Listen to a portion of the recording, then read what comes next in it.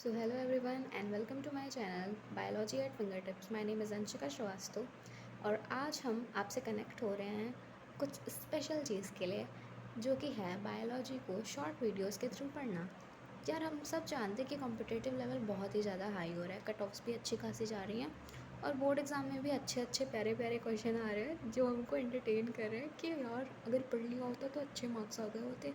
सो क्यों ना उसकी प्रिपरेशन अभी से करी जाए। So yes this channel is for you. अगर आपको अच्छे से प्रिपरेशन करनी है फॉर बायोलॉजी, सो मैं आपकी हर एक तरह से हेल्प करने की कोशिश करूँगी सो दैट आपको अच्छे से रिविजन हो सके, आपके शॉर्ट नोट्स बन सके। सो अगर आपको मेरे वीडियोस अच्छे लगे तो इस चैनल को लाइक शेयर सब्सक्राइब करें और बेल आइकन दबा दें सो दैट आप लेटेस्ट अपडेट मिस ना करो। और अगर कोई भी कमी आपको लगे तो उसके बारे में मुझे कमेंट में ज़रूर बताना। ओके, सो आज की क्लास हम स्टार्ट करते हैं।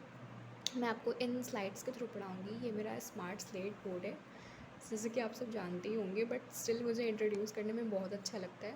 So let's begin. तो आज हम पढ़ने वाले हैं, सो ये रहा हमारा चैप्टर का name, that is morphology in flowering plants, और हमारे टॉपिक का नेम है एस्टिवेशन।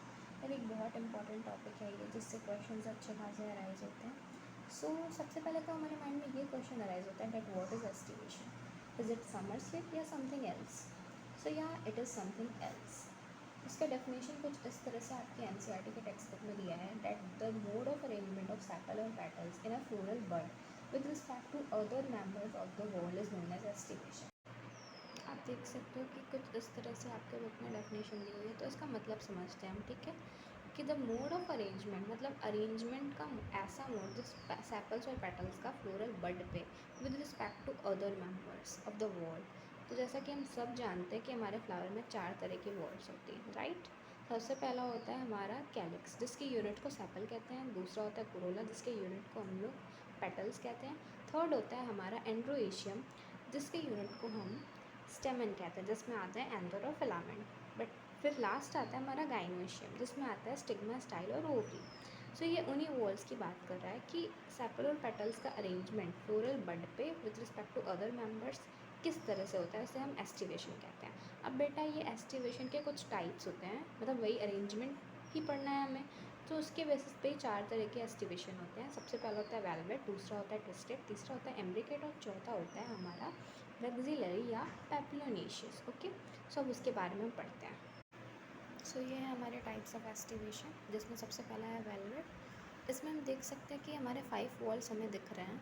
जैसे ये क्या होता है ना, ये एक डेफिनेशन होता है, मतलब जैसे फ्लोरल जो वॉल्स हैं वो कितने नंबर में प्रेजेंट है उसके बेसिस पे हम फ्लावर को डिवाइड करते हैं। तो जिनमें 5 होते हैं वॉल्स नंबर में, उन्हें पेंटामेरस कहते हैं। तो ये सारे पेंटामेरस फ्लावर की हम बात कर रहे हैं। तो अगर 5 वॉल्स हैं और उनमें जो अरेंजमेंट कुछ इस तरह से है कि एक भी वॉल एक दूसरे को ओवरलैप नहीं कर रही, मार्जिन्स पे बस टच कर रही है, तो इसको हम वेलवेट एस्टिवेशन कहते हैं, जिसका एग्जांपल होता है कैलोट्रोपिस। दूसरा हमारा होता है ट्विस्टेड। नाम से पता चल रहा है कि कहीं ना कहीं तो ओवरलैपिंग होएगी।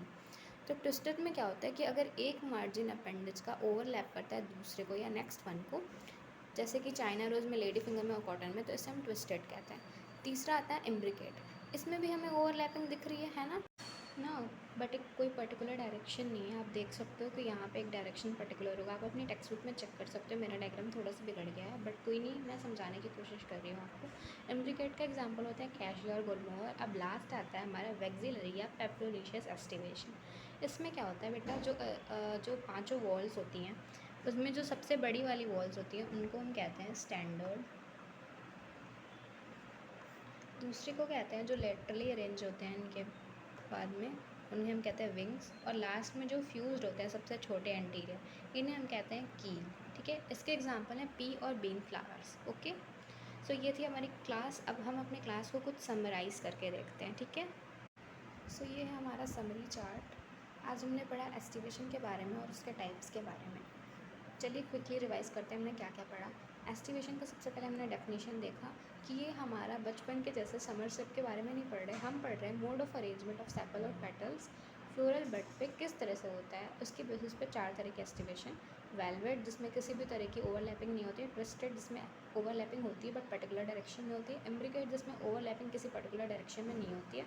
और चौथा होता है वैक्सिलरी, जो कि पी और बीन फ्लावर्स में देखा जाता है, जिसमें क्या होता है, स्टैंडर्ड होता है बड़ा वाला, उसके लेटरल में 2 विंग्स होते हैं, उसके बाद हमारे फ्यूज में स्मॉलेस्ट कील होते हैं। ठीक है, सबके एग्जांपल लिखे हुए हैं, कुछ इस तरह से आप अपना शॉर्ट नोट्स बना सकते हो, या आप इसको अपने तरीके से किसी और तरीके से भी लर्न कर सकते हो। Okay, so thank you everyone.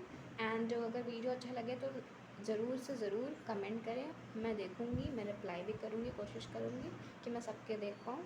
So let's wait for the next video.